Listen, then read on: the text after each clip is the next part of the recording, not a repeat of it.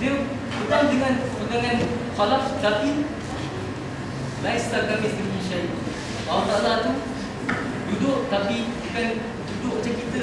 Jangan fikir walaupun sebesar zarah pun, terlintas sebesar zarah pun, macam mana Allah Ta'ala duduk. Duduk laisa kamitslihi syai', tidak menyerupai makhluk, tidak menyerupai segala sesuatu. Baru kali itu hari yang dibenarkan. Contoh ya Allah faqa'u bihim. Tangan Allah setengah mereka. Kalau golongan yang salah mengatakan Allah Ta'ala betul di tangan. Allah Ta'ala di tangan, Allah Ta'ala jisim.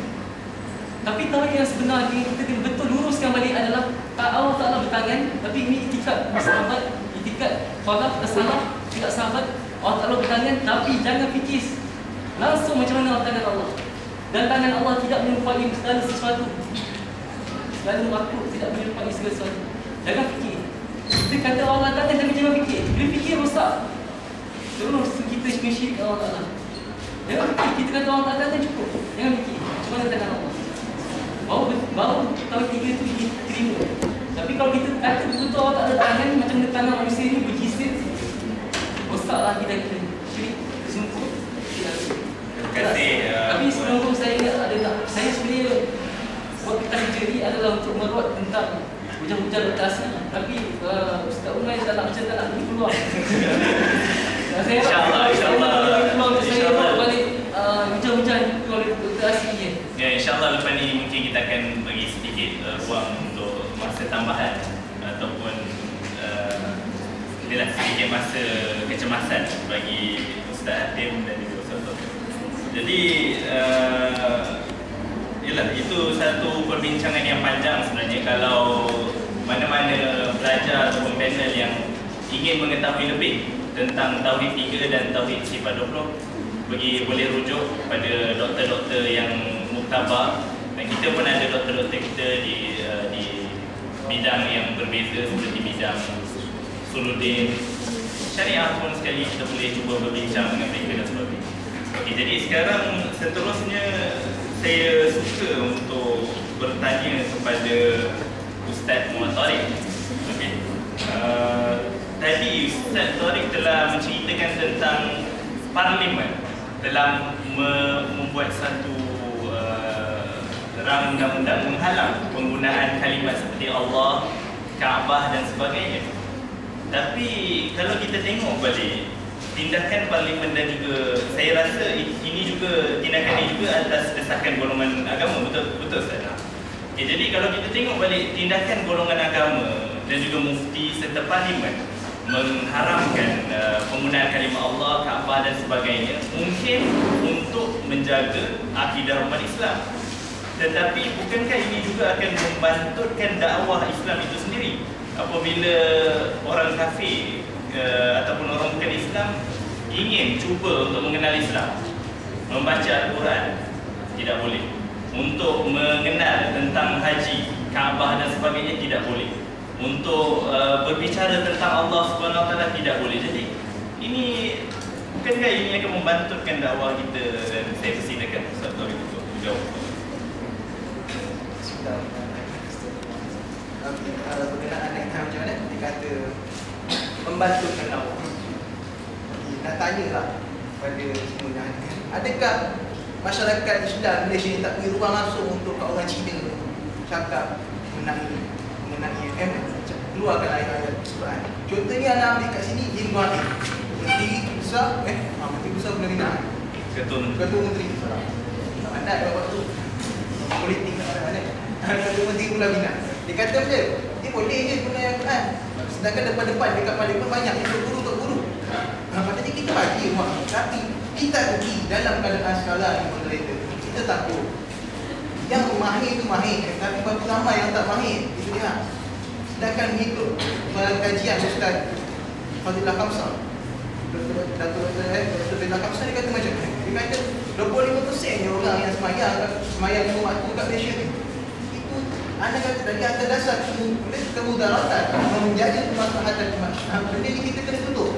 Anda beri contoh apa yang jadi kat Indonesia sekarang, negara jiran kita. Nak pergi kalau naik Asia tu tak sampai segala dekat dengan mereka. Apa yang telah terjadi dekat dia setelah lama pengamalan isu kalimah Allah yang dibenarkan oleh kerajaan kepada masyarakat Indonesia.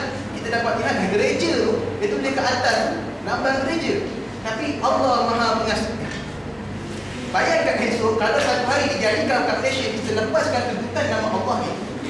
Dia lepaskan kedudukan nama Allah ni kepada digunakan oleh orang Kristian. Dia bukan letak tulisan bahasa Melayu, dia letak pula tulisan Arab. Allahur-Rahim. Tak pernah yang boleh kita. Tak dia pula cross. Dia letak pula macam kubang. Padahal masuk-masuk selama ni kita masuk depan kita. Kalau kita masuk depan batu, kita kena salib. Kan pening masyarakat kita.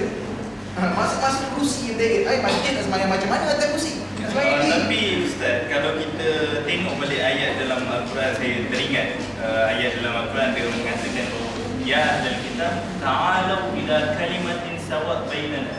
Di sini seolah-olah Allah SWT menyuruh Nabi Muhammad untuk mengatakan kepada ahli kitab, termasuk Kristian juga, marilah kita mencari common ground ataupun perkara yang kita bersetuju dengannya.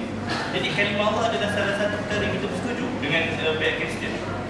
Jadi boleh komen. Saya nak tanya moderator itu, siapa yang setuju? Kalau tak passion ni siapa yang setuju? Sedangkan dia ada dah tanya nak cakap perundangan, memang kata tak setuju. Siapa yang setuju? Nah, memang ada orang besar sebagai daripada parti-parti kata setuju kan. Tapi mungkin dia duduk benda memang. Tapi dari sudut penelitian atau pendalilan yang kita dapat, bahawasanya banyak mengatakan benda itu tak baik. Benda tak baik ni benda yang syubhat baik kita elak macam mana. Rasul tak tadi tak halau bila kita kata. Maknanya kita pergilah kepada maknanya kita sekarang dalam konteks passion lagi. Apa yang kita lihat sebatang mana nak kata daripada mulia, apa yang kita tak bagi dia berkongsi dengan kita. Sedangkan sampai sekarang kita tengok saja. Ini bukan nak cerita pasal politik, orang nak cerita pasal benda betul. Pasal taufik ni jangan buat main. Kita tengok sekali. Benda dia kisah bapak dia main kan. Dia kisah kata kalau nak jalan berwuduk langkah bayar aku. Kemudian mati kita langkah lama. Benda tak bahaya tu. Apatah lagi kita nak buka benda ni makin dalam makin banyak. Saya rasa yang mengatakan sebut adalah kapasiti, bukan Indonesia. Dia cakap dah parlimen tak pandai. Tapi tak apalah, nak cerita dia orang kafir dia bagi buku sana tak boleh tak. Tengok kita sekarang nak cerita pula pasal politik. Tadi cakap tak suka tapi dah kena dah suka. Nak cakap pula pasal politik kita tengok. Sekarang tadi kita dapat lihat apa yang terjadi dekat situasi Malaysia. Ada masuk dalam lepas ni ada kita tangkap tak. Tapi dengan adanya golongan yang bukan Islam semakin lari semakin ramai. Semakin lagi semakin nak cuba naik dan nak memegang. Kita risau satu ekonomi dan memang tentu di tangan mereka. Kita tengok Islam makin lama makin terpongkong dari sudut perspektif ekonomi. Kita tengok bila masa dia makin ramai, bila makin ramai kita tengok apa yang jadi. Semakin lambat proses pengislaman ataupun hukuman Islam tu nak dijalankan macam ini. Memanglah sebagaimana Ustaz Umar yang muda tu memang kalau lepas naik pun pas kat England naik. Pas naik pun pas naik pun kita tak boleh jalan secara langsung kita kena bentuk akhlak tu memang betul. Saya setuju. Tapi dengan adanya buat-buat macam ini melambatkan kita. Saya tak langsung. Kita tengok apa yang telah terjadi kepada dalam kurungan yang Muhammad Dr. Zulkifli. Apa yang telah jadi semalam dia kena pecat daripada PKR pasal isu kalimah Allah. Dia nak tegar dekat dia kata dia dah tulis 3 kali surat suruh nyatakan siapa ahli panel yang menghukum dia tentang isu kalimah Allah ni. Dia kata dalam kurungan juga PKR tak nyatakan surat tu siapa yang mengetuk.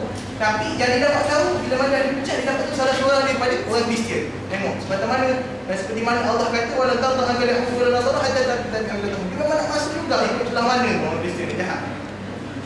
Terima kasih buat jawapan yang lantang diberikan oleh Ustaz Muhammad Tariq.